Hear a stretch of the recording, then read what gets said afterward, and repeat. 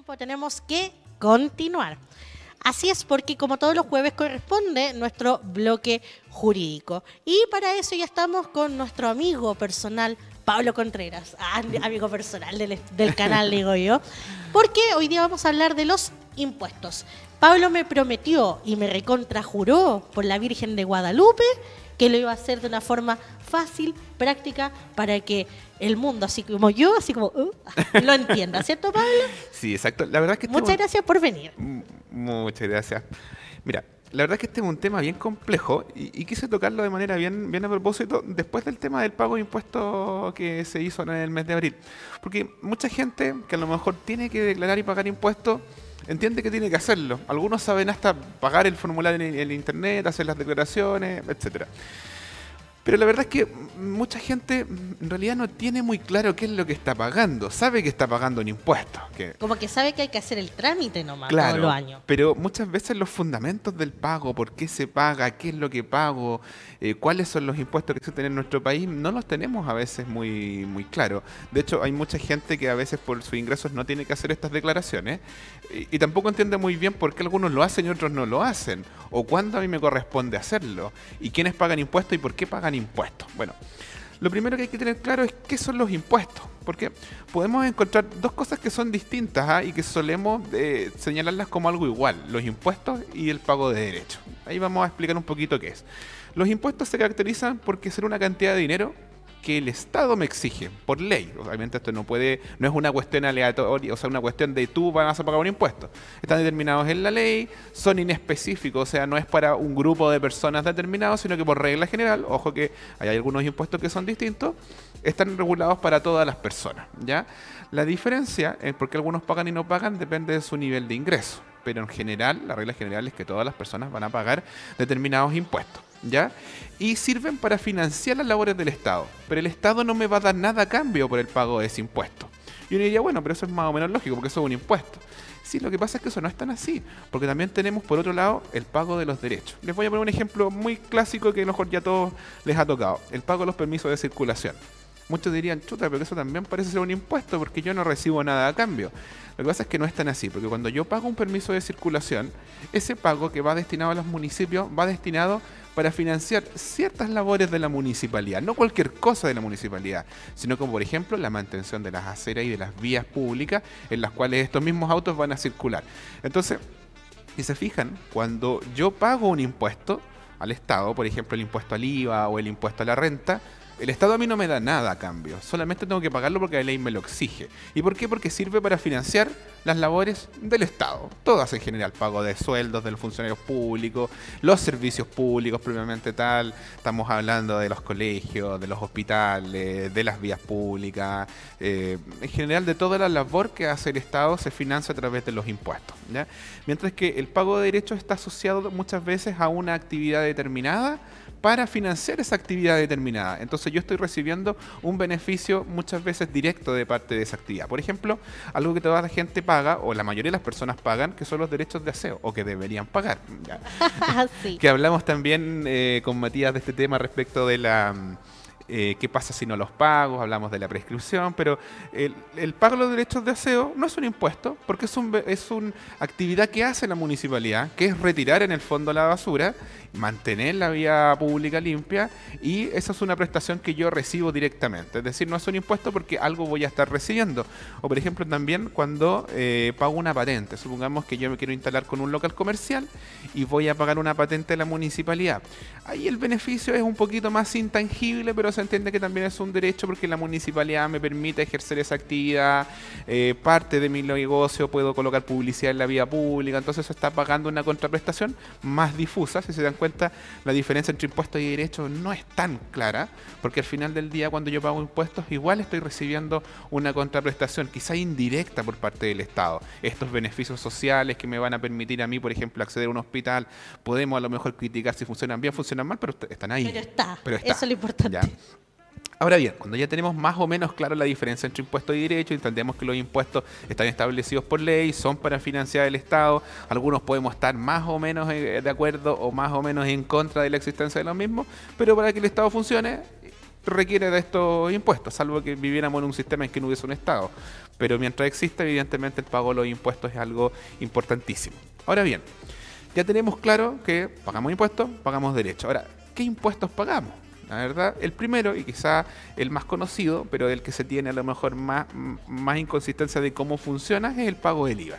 Nosotros tenemos claro que cada vez que nosotros compramos cualquier tipo de producto, ese producto viene asociado a un impuesto, que es el IVA, que corresponde a un 19% del valor que tiene ese producto por sobre el mismo. Ejemplo, cuando ustedes compran una determinada cosa en 119.000 pesos, originalmente esa cosa costaba 100.000 pesos, que es el valor de venta que se finalmente tenía, y yo tengo que pagar ese impuesto. Este es un impuesto que la ley dice que es indirecto. ¿Por qué es indirecto? ¿Por qué? Porque yo no se lo pago directamente al Estado, ¿ya? Para que se entienda, cuando yo compro un producto, por ejemplo, en el negocio de la esquina, ese producto ya viene asociado a este 19%. ¿Por qué? Porque la persona me lo está vendiendo con ese recargo del 19%. Entonces, cuando yo lo compro, no le estoy pagando al fisco, le estoy pagando a la señora que es dueña del almacén de la esquina. Lo que pasa es que la señora lo que va a tener que hacer con ese 19% es finalmente entregárselo al fisco en su declaración mensual de impuestos, no en la declaración anual. Entonces, todos los meses va a tener que sacar el cálculo de todo lo que se vendió, y en virtud de eso va a tener que declarar ese 19% y pagárselo al fisco. ¿Qué pasa? Que aquí, ¿por qué se llama indirecto? Porque la señora, para poder vendernos a nosotros esos productos, probablemente también se los compró otra persona. Entonces supongamos que lo compró un distribuidor, y a ese distribuidor también le pagó un precio. Y cuando le pagó el precio a ese distribuidor también se lo vendió con un 19%. Entonces, ¿qué va a tener derecho a hacer esta señora? Y que es lo que en general todas las personas tienen derecho cuando ejercen una actividad económica que está grabada con impuestos. Es que va a poder hacer el descuento de lo que ella pagó en ese 19% a lo que recibió del 19%. Entonces alguien me podría decir, chuta, es que a lo mejor la señora sale ganando entonces, porque a lo mejor tiene una diferencia en ese pago de impuestos. Ahora, la regla general es que tengo un negocio, eso no va a pasar. Se lo explico muy sencillo. Si yo compro esto en 100, ¿cierto? ¿Qué voy a hacer yo? ¿Lo voy a vender en 90? Claro que no. Obvio Lo voy a que vender en 130, 140, 150, dependiendo. Entonces, el 19% de 100 siempre va a ser menor que el 19% de 150. Entonces, la regla general es que cuando yo compre un producto por el cual yo voy a pagar IVA, y luego cuando yo lo venda va a haber una diferencia entre ese 19%, y eso es lo que yo le voy a terminar pagando al fisco, la diferencia, porque voy a poder descontar el 19% que yo ya pagué. Entonces, cuando la gente, quizás muchas veces han escuchado hablar a otras personas de voy a descontar el IVA que pagué, es eso, es la diferencia entre el valor de compra versus el valor de venta. Ahora, ¿pueden ocurrir escenarios en los cuales mis valores de compra sean mayores a mis valores de venta? Sí. ¿Por qué? Porque yo en vez de comprar una plantita a 100, pude haber comprado 10 plantitas a 100. Y luego cuando yo las fui a vender, resulta que vendí 5 plantitas. Entonces, si tú sacas el 19% de las 10 plantitas a 100 pesos, van a ser mayor porque yo vendí solamente 5. Ahora, si en algún momento yo las vendo todas, claramente voy a terminar pagando un impuesto positivo. Y se fijan, esto es una cadena. ¿Por qué? Porque yo, que compré estas plantitas, se las compré a otra persona. Y esa persona también pagó IVA. Yo le pagué IVA. Entonces él va a tener un IVA que también va a tener que pagarle al fisco. Pero si esa persona, que era el distribuidor, no es la persona que produjo el bien, probablemente también los compró más barato. Porque obviamente esto es una cadena en que finalmente va aumentando a medida llega que al se va consumidor vendiendo. final. Y la lógica es exactamente la misma. Entonces, ¿por qué hablamos de que es un impuesto indirecto? Porque si se fijan, es un impuesto que va a pagar el consumidor final, pero que va a ir pasando de mano en mano hasta llegar probablemente al productor original para, en este caso, pagar los impuestos. Entonces, es indirecto porque yo no se lo pago al fisco, se lo voy a pagar a alguna de estas personas en la cadena, los cuales poco a poco van a ir pagando en una parte porcentual ese impuesto que van a descontar del impuesto que finalmente ellos también pagaron. Entonces, te fijas que el IVA muchas veces sabemos que pagamos, pero no teníamos muy claro cómo funciona el IVA Claro. en esta cadena de pago de IVA. Ya, pero existen otros impuestos que son directos, que es el conocido impuesto a la renta. Yo creo que muchos hemos escuchado que hay un impuesto a la renta, pero no queda muy claro qué es lo que es el impuesto a la renta. Sabemos que lo pagamos, pero ¿por qué pagamos impuesto a la renta? Bueno, este es el impuesto que se entiende como el impuesto quizás más democratizante. ¿A qué me refiero con democratizante? Porque si te fijas, en el IVA todos pagamos IVA. Ganemos poco, ganemos mucho. Entonces, Se dice que es el impuesto quizá más complejo. ¿Por qué? Porque las personas que más sufren con el pago del IVA son las personas que tienen menos ingresos. Porque quienes tienen más ingresos normalmente les va a costar menos pagar este sobreprecio. Lo que pasa es que lo tenemos tan naturalizado el pago del impuesto al IVA que entendemos que las cosas valen algo, pero en realidad esas cosas valen un 19% menos. Y por eso es que muchas veces hay críticas que ciertos productos, como por ejemplo los libros, los materiales educativos, quizás no deberían tener IVA, porque eso facilitaría el acceso a personas que hoy día a lo mejor no es que lo compren, es que a lo mejor no lo pueden comprar por el alto valor que tienen y en virtud de los ingresos que tienen. Entonces, por eso se dice que el IVA muchas veces tiende a ser un impuesto más castigador a quienes ganan menos que a quienes ganan más. ¿Ya? Sí. Pero existe otro impuesto, que es un impuesto más democrático, que es el impuesto a la renta, que lo que hace es cobrarle a las personas una cantidad de impuestos que se va a determinar según los ingresos que tengan, para que se entienda. Si yo gano, por ejemplo, el sueldo mínimo, ¿ya? Que si nosotros saquemos el sueldo mínimo a 500.000 pesos, que ahora va a subir para tener una idea. Siempre los impuestos y las ganancias se tienen que calcular en un periodo anual, nunca en un periodo mensual. Entonces, si yo gano 500.000 pesos mensuales, significa que en un año, en promedio, gano 6 millones de pesos. Puedo un mes no trabajar, otro mes ganar más, pero es para que hagamos una idea. ¿Y qué pasa? Que la ley dice que el impuesto a la renta es un impuesto que se va a pagar por tramos y de manera escalonada y ascendente. Eso significa, la ley dice, bajo determinados montos no van a pagar impuestos. Sobre determinados montos van a ir pagando impuestos y esta escalera va a ir subiendo, ¿ya? Eso se denomina el impuesto a la renta, el impuesto global complementario. Es decir, se suman todos mis ingresos de todas mis fuentes, porque mucha gente dice, chuta, pero mi ingreso es mi sueldo. Pero hay personas que tienen otros ingresos. Por ejemplo, yo podría arrendar una propiedad y recibir ingresos por ahí. Podría tener un trabajo, pero además a lo mejor tener una pyme por la que yo vendo. También podría tener varios ingresos, no solamente el típico ingreso de las rentas del trabajo. Entonces la ley dice, bajo determinado monto, que hoy día me parece que son 10.900.000 pesos, todas esas personas no van a pagar impuestos, van a quedar exentas del pago. Entonces, y de aquí por arriba, todas las personas van a ir pagando impuestos y va a ir subiendo dependiendo de los ingresos que estas personas tengan. Entonces, la regla general, mira, es 10.402.000 pesos, ese es el valor exacto hoy día. Todas las personas que en un año ganen menos que eso van a tener una tasa impositiva que la ley califica como de 0. De ahí en adelante las personas van a ir pagando desde un 4% de sus ingresos hasta un 40% de sus ingresos. ¿Quiénes van a pagar sobre un 40%? Aquellas personas que tengan ingresos sobre los 240 millones de pesos en un año. Significa que tengan ingresos de más de 12 millones de pesos. Es un impuesto importante, estamos hablando que es un 40% de 240 millones de pesos. En un cálculo rápido son casi 100 millones de pesos. O sea, no es menor el tramo impositivo. Ahora bien, entonces ya tenemos claro que el impuesto a la renta es un impuesto que en el fondo trata de establecer un cierto nivel de equidad. Quienes ganen más, pagan más. Quienes ganen menos, pagan menos. Pero el impuesto a la renta es un poquito más que eso, ¿ya? Es un poquito más complejo. La verdad es que el impuesto a la renta está distribuido en este impuesto del que estábamos hablando, que se llama el global complementario. ¿Por qué se llama global complementario? Porque lo que hace es sumarme todos mis ingresos de distintas fuentes. Del trabajo, de si tengo alguna sociedad, si tengo algún emprendimiento, etc. Entonces, ya nos encontramos que existen entonces varias formas de tener ingresos. Los primeros, el impuesto que más todos conocemos, el impuesto al trabajo. Ya, ese impuesto tiene un nombre específico y se llama, en este caso, el impuesto único o impuesto de segunda categoría. A ver, mucha gente que a lo mejor trabaja y que tiene un ingreso promedio superior a los 900.000 pesos, muchas veces puede que no sepa que paga impuestos, pero la verdad es que sí paga impuestos. ¿Ya? Si ustedes tienen una renta, pongámosle superior a 1 millón de pesos mensuales, ustedes van a tener un descuento. Van a tener el descuento de AFP, van a tener el descuento de FONASA y al lado les va a decir descuento impuesto único. ¿Qué es lo que pasa? Que todas las personas que tienen ingresos superiores a este tramo que estábamos hablando, a 10.400.000, si lo dividimos por 12 son como 900.000 pesos aproximadamente, tienen que pagar impuestos al Estado. Pero ¿qué pasa? Mucha gente dice, sí, pero es que yo en realidad nunca he hecho la declaración de renta, nunca he hecho nada, entonces yo pienso que no pago impuestos. Lo que pasa es que la ley dice que las personas que ganan en promedio más que esos 900.000 pesos aproximadamente, es el empleador el que les va a descontar directamente de su sueldo ese impuesto y se lo va a pagar al fisco, ¿ya? Entonces, ¿qué es lo que va a pasar? Esas personas les van a estar descontando en su liquidación de remuneraciones, pero eventualmente podrían recibir alguna devolución si es que no están afectos a pagar impuestos. De ahí vamos a hablar un poquito de cómo se hacen esos descuentos. Ya, pero ¿quiénes más, aparte de las personas que tienen estos sueldos sobre los 900.000 pesos, pagan este impuesto único? Las personas que emiten boletas de honorario. ¿Ya?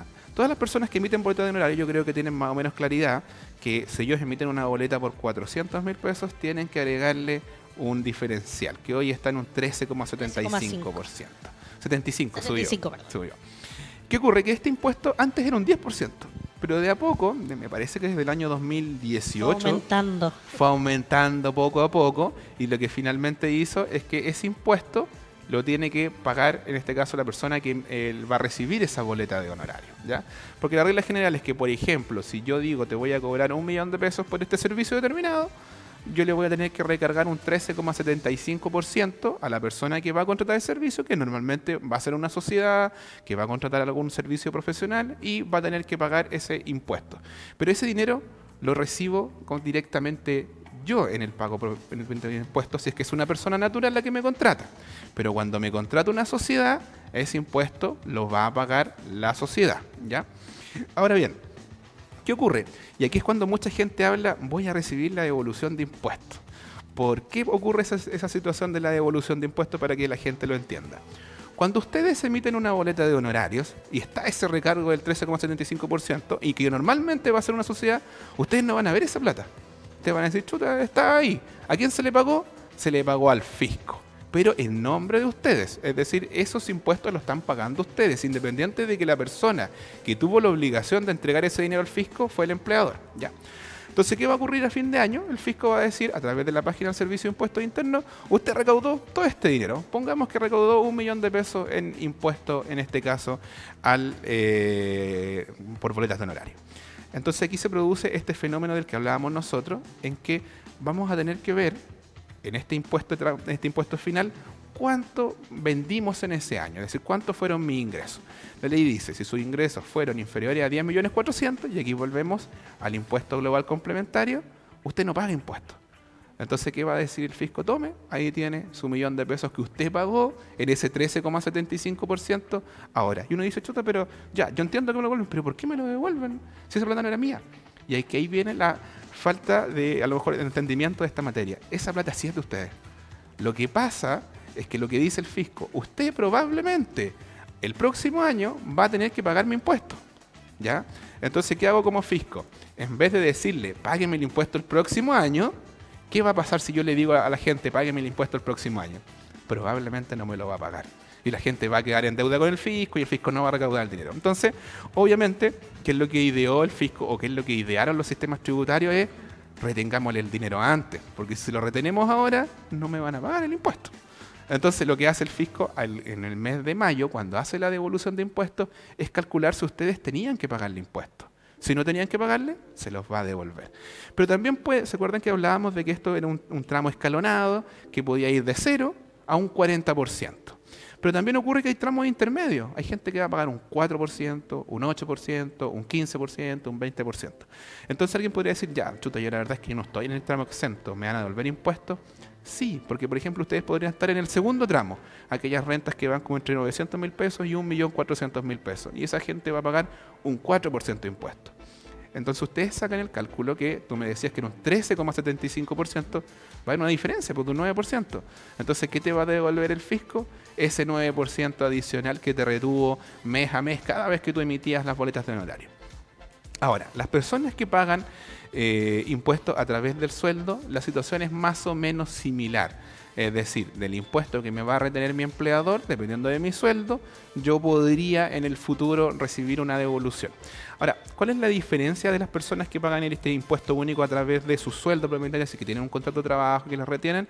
Es que normalmente esas personas no van a poder hacer deducciones. ¿Qué son las deducciones? Son gastos que yo hice para poder desarrollar mi labor. Un ejemplo bien práctico, yo soy abogado y emito en general boletas de honorario, ¿ya? Entonces, si yo emito boletas de honorario, una persona me va a contratar, me va a pagar ese impuesto, pero yo puedo tener gastos. Por ejemplo, yo puedo arrendar una oficina, Entonces, supongamos que yo recibí 1 millón de pesos en ingresos todos los meses, 12 millones, entonces tengo que en principio pagar impuestos. Pero yo también tuve gastos de oficina. Supongamos que pagaba 500.000 pesos en mi oficina, significa que yo tuve 6 millones de pesos en gasto en un año. Entonces, yo ya no voy a haber ganado 12 millones de pesos, sino que voy a haber ganado 6, porque le voy a descontar los 6. ¿Cuál es el problema de las personas que ejercen una actividad remunerada a través de un contrato de trabajo? Que ellas no pueden decirle al fisco, no, es que mire, yo tengo que arrendar una oficina. No, porque ustedes trabajan en una oficina que es de su empleador. Por ende, no hay gastos asociados a la labor remunerada que se realizan porque esos gastos son cubiertos por el empleador. Entonces, a veces, si bien es cierto, es más precario aquellas personas que ejercen una actividad como independiente, tienen el beneficio de poder decir, mire, ¿sabe qué? Al fisco yo tengo gastos por esto. Incluso la ley es tan clara que establece una presunción. Dice, las personas que tengan estos ingresos, se les va a presumir que tuvieron estos gastos. ¿Qué significa eso? Que ustedes incluso podrían hacer su actividad remunerada y sí arrendar oficina, pero la verdad es que la arrendan con un amigo y el amigo tiene el contrato y yo le pago a ese amigo una cantidad de dinero, entonces no tengo cómo justificar que en realidad yo tuve esos gastos. Me compré un computador, pero en realidad lo compré con la tarjeta de mi papá, qué sé yo, y tampoco lo tengo como para justificar. La verdad es que no es necesario justificarlo, porque las personas que en este caso tienen vueltas de honorario, la ley dice claramente que van a poder hacer una deducción del 30% de lo que ganen dentro del año como gasto. Si quieren esas personas decir que tuvieron más gastos, porque efectivamente yo podría haber tenido mucho más gastos que el 30%, sí van a tener que demostrar. Eso sí hay que comprobarlo. Eso van a tener que comprobar. Entonces se pueden acoger al tramo de deducción que establece la ley o a uno superior, pero comprobándolo evidentemente. Entonces ya tenemos claro que existe el impuesto laboral complementario y el impuesto único, que es este impuesto que pagan las personas. Pero también tenemos algo que se denomina el impuesto de primera categoría, que aquí la gente se confunde un poco porque dice, bueno, ¿y cuál es la diferencia?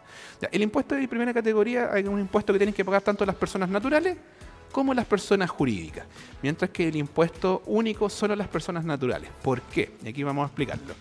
Si se fijan, en el impuesto de segunda categoría estábamos hablando de personas que prestan un servicio a un empleador, ya sea a través de boletas de honorario o a través de un contrato. ¿Eso qué significa? Que son personas que lo que predomina en esa actividad es el esfuerzo físico o intelectual. Supongamos, si a mí me contratan, por ejemplo, como abogado, es un esfuerzo intelectual porque lo que yo hago son escritos, presentaciones, una representación judicial. No es que yo vaya a construir algo. Pero, por ejemplo, también podría ser una persona que presta algún servicio físico, construir, por ejemplo, una obra, un puente, qué sé yo. Entonces, una estatua, etcétera. Esa persona también haría un esfuerzo físico, pero la diferencia con las personas que ejercen una actividad de primera categoría es que en las de primera categoría predomina lo que se denomina el capital.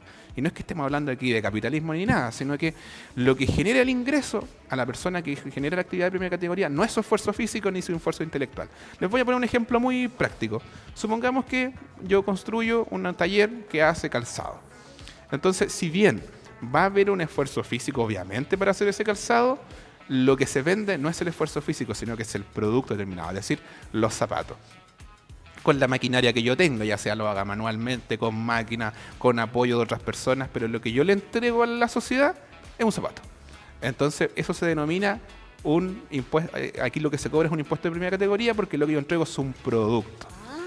Y esa es la diferencia, por ejemplo, con las personas que realizan una labor remunerada, porque lo que entregan es su trabajo. Claro, un servicio. Exacto. Entonces, para que entendamos, las personas que realizan una actividad de primera categoría son personas que lo que predomina es el capital. Por ejemplo, también volvamos a la señora que vendía en un negocio en la esquina. Esa persona, si bien hay un esfuerzo obviamente laboral de ella, lo que predomina es la actividad comercial. Es decir, ella compra bienes y vende bienes. Reventa, básicamente. Exacto. Y lo que vende es un producto también, que puede ser chicle, un diario, qué sé yo, un jugo, etcétera. Entonces, nuevamente, ahí está la diferencia. En uno predomina el trabajo y en el otro el bien o servicio, el bien o producto que yo estoy entregando. Esas personas que realizan ese tipo de actividades se les denomina el impuesto de primera categoría. Aquí les voy a explicar un poquito, porque muchos pueden estar confundiendo y decir, ya, ellos son los que pagan IVA. Sí, pero eso es un impuesto totalmente distinto. Si se fijan, nosotros hablamos de que las personas que pagan un impuesto de segunda categoría suman todos sus ingresos y a fin de año pagan un impuesto, que va a estar determinado en virtud de si ganan más o ganan menos. Algunos van a quedar exentos y otros van a pagar. Es un impuesto que va subiendo según cuanto más gane. Mientras que el impuesto a las empresas, en este caso, o las personas que realizan una actividad de primera categoría, es distinto, es un impuesto único. Es solo un tramo que van a pagar un determinado impuesto. Ahora, hay ciertos beneficios en que la ley hace una distinción de que hay empresas que van a pagar un monto menor impositivo, especialmente con las reformas tributarias que hubieron producto de la pandemia, donde se estableció una posibilidad de que las empresas pagaran solo un 10%. ¿Un 10% de qué? Un 10% del total de los impuestos que finalmente estas personas están recibiendo. Ejemplo, si una empresa vendió 100 millones de pesos, ¿ya? El impuesto que van a pagar estas empresas que son pymes y que tienen ciertos requisitos que establece la ley, no vamos a complejizar el asunto, van a pagar un 10% de sus ingresos en impuestos. Pero aquí pasa lo mismo que pasaba con los trabajadores de segunda categoría que emitían boletas de honorario. Porque uno dirá, ya chuta, mira, yo la verdad sí tengo un negocio donde yo vendo productos, pero la verdad es que yo igual gasto. Por ejemplo, arriendo un local, pago sueldo, pago, por ejemplo, patente municipal y un montón de cosas que las empresas, las personas cuando son emprendedoras tienen. Entonces la ley dice que lo que se paga es sobre la ganancia, no sobre las ventas. Por mucho que yo venda 100 millones de pesos en un año, no significa que yo gane 100 millones de pesos en un año. Significa que yo ese dinero tuve que pagar un gasto. Entonces la ley dice, bueno, una vez que usted me declare todos sus ingresos, también me tiene que declarar todos sus gastos. ¿Y cómo se declaran los gastos? Por ejemplo, y aquí esto es un consejo para todas las personas que son emprendedores, que están iniciando un negocio, es ustedes tienen que facturar todo. Por ejemplo, si ustedes están, por ejemplo, contratando un local comercial, tienen que arrendar formalmente ese local comercial, tienen que pagarle al arrendatario y ese dinero ustedes lo pueden deducir de como gasto. Porque si ustedes no lo hicieron así, lo que finalmente pasa es que van a tener más utilidades a fin de año. Y más utilidades a fin de año significa pagar más impuestos, ¿ya? Ahora, ¿qué es lo que pasa? Que ocurre en muchas empresas cuando están partiendo, por ejemplo, contratan trabajadores. Pero resulta que, chuta, estamos partiendo, la verdad es que no te puedo hacer contrato, entonces con eso yo me ahorro pagarle cotizaciones. Incluso llegan a acuerdo con los trabajadores y dicen, mira, ¿sabes que las cotizaciones salen tanta plata que te doy la mitad de esa plata para que no pagar cotizaciones? Y aquí se producen dos fenómenos que son tremendamente negativos para las empresas. Primero, que si esa persona los denuncia, los va a poder demandar y probablemente les va a ganar un juicio laboral. Sin contar que la Inspección del Trabajo les va a poder pasar multas por este tema. Pero en segundo término van a tener un problema también tributario. ¿Por qué? Porque hablábamos de que yo voy a poder descontar todo lo que gasté. Y obviamente lo que yo le pague a una persona es un gasto. Y en muchas empresas es el principal gasto en realidad. Pero ¿qué ocurre? Que llega a fin de año y esa persona que me trabajó, a lo mejor yo le pagué 500.000 pesos, son 6 millones de pesos que yo no voy a poder descontar. Y aunque yo pague mi tramo impositivo más bajo, que es un 10%, son 600.000 pesos que voy a tener que pagar solo en impuestos. Y considerando que yo esté en el tramo más bajo. Si estoy en los tramos más altos, podría pagar hasta un 26%, que no es menor, podría ser más de 1 millón de pesos. Entonces, el consejo que yo le puedo dar a las pymes que están empezando, que yo sé que al principio cuesta mucho, es háganlo en regla, porque el costo de largo plazo es mucho más alto que lo que finalmente van a estar pagando en ese momento y lo que van a pagar en sus impuestos el próximo año. Ahora bien, también muchos habrán escuchado y que son empresas y dicen, chuta, yo la verdad es que también trabajo como empresario, ya sea que tengo una empresa o como persona natural, porque aquí esto es tanto para las personas naturales como para la empresa. Y también recibo una devolución de impuestos. ¿Por qué se produce eso? Lo que pasa es que todas las personas que tienen un giro comercial, todos los meses, el contador o contadora les va a estar declarando los impuestos. ¿Y qué les va a estar declarando? Lo que vendieron y lo que compraron. Entonces la gente queda como un poquito enredada. Entonces, ¿qué es lo que me devuelven? Mucha gente habla y me van a devolver el IVA, especialmente los que se dedican a esto. Claro. Y la verdad es que no es el IVA. De hecho, el IVA, la regla general, no se devuelve. El fisco se lo queda en su bolsillo y lo usa para financiar programas. Tú ni vas a sentir el olor del IVA. Exacto. Salvo unos pequeños privilegiados que son los exportadores. Pero de ahí vamos a hablar de ese tema. ¿Qué pasa? Que cuando yo hago mi declaración de impuestos mensuales, el empleador va a pagar algo que se llama el PPM. Ya. Entonces mucha gente ha escuchado el PPM, pero en realidad no tiene idea de lo que es. El PPM es un pago provisional mensual. ¿Qué significa eso? Es un porcentaje que de hecho yo puedo elegir pagarle al fisco, que está calculado sobre lo que yo pago ese mes o las ventas que yo generé, y le digo al fisco, mire, yo le voy a pagar un 5%, por ejemplo, que eso igual viene siendo relativamente alto, de todo lo que yo vendí en un impuesto que va a quedar guardadito. Muy similar a lo que ocurre con la boleta de honorario, en que yo pago un 13,75, que en realidad muchas veces me lo va a pagar mi empleador y que queda guardado en manos del fisco. Entonces, yo todos los meses voy a estar pagando este 4, 5 o 3%, el fisco lo va a guardar en arcas del fisco y a fin de año, cuando yo haga la declaración, bueno, en realidad en abril, de impuestos, se va a tener que calcular todo lo que yo vendí, todo lo que yo gasté y vamos a ver si tengo que pagar impuestos. ¿Por qué vamos a ver si tengo que pagar impuestos? Si la gente dice, chuta, ya, pero es que aquí todos pagan impuestos. Sí, pero yo podría haber tenido pérdida en el ejercicio tributario. ¿Qué significa eso? Que vendí 100 y gasté 110. Y en ese gasto de 110, evidentemente, perdí 10. Entonces, ¿qué es lo que hace el fisco? Ah, muy bien. Entonces, como usted no tiene utilidades, porque recordemos, los impuestos, las empresas y las personas que ejercen una actividad comercial pagan sobre las utilidades, no sobre las ventas. Entonces, como pagan sobre las utilidades, todo lo que usted me pagó mes a mes, como este PPM, pago provisional mensual, se lo voy a devolver. Y eso es lo que la gente recibe, los que se dedican a negocios. Como un ahorro de emergencia que uno tiene ahí, por así Pero ojo, decirlo. también podría ocurrir al contrario. Podría ser que yo vendí 100 y gasté 30. Entonces voy a tener 70 y voy a tener que pagarle al fisco sobre un impuesto sobre esos 70 que yo vendí. Entonces una vez que el fisco me lo calcule y me diga, ¿sabe qué? Usted tiene que pagar, un ejemplo, 10. Entonces aquí dice el fisco, a ver, pero usted fue guardando mes a mes y tiene 8. Entonces me tiene que pagar 10, pero yo le tengo 8, me debe 2. Entonces, ¿qué voy a tener que hacer? Pagar 2 en impuesto al fisco. Más encima. Entonces, mucha gente cuando llega abril, siempre le pregunta al contador, ¿recibo o no recibo devolución? Es por eso que se calcula, y aquí hay varios factores, porque hay gente que dice y acusa mucho al contador, no, que culpa al contador, no voy a recibir devolución. Lo que pasa es que aquí hay dos factores súper importantes. Primero, puede que yo ese PPM, que yo elijo voluntariamente cuánto voy a ahorrar, fue muy poco lo que yo pagué mes a mes. No fue suficiente. Entonces, como fue muy poco, obviamente, al momento de hacer el cálculo de lo que yo tenía que pagar, no me alcanzó para cubrirlo. Entonces, si a lo mejor ese ahorro mensualmente hubiese sido mayor, hubiese recibido una devolución. Pero también puede ser que la persona tenga que pagar aunque diga, no, pero es que yo igual ahorré harto. Sí, pero es que a lo mejor vendió mucho. A lo mejor le fue muy bien en el ejercicio. Claro. Entonces, como le fue tan bien, la idea de los impuestos es generar una suerte de justicia también retributiva en que todos se van a beneficiar de esto, es que yo tengo que pagarle algo al fisco para que finalmente se financie el gobierno. Si al final, porque mucha gente que se dedica a las pequeñas pymes dice, no, pero ¿por qué tengo que pagar si en realidad yo soy un pequeño empresario? Está bien, pero es que todos están pagando. Cuando usted va a comprar al almacén de la esquina ya está pagando un 19%. Las personas que trabajan también de manera remunerada también lo pagan sobre determinado tramo impositivo. Entonces, cuando usted paga impuestos es porque probablemente le está yendo bien.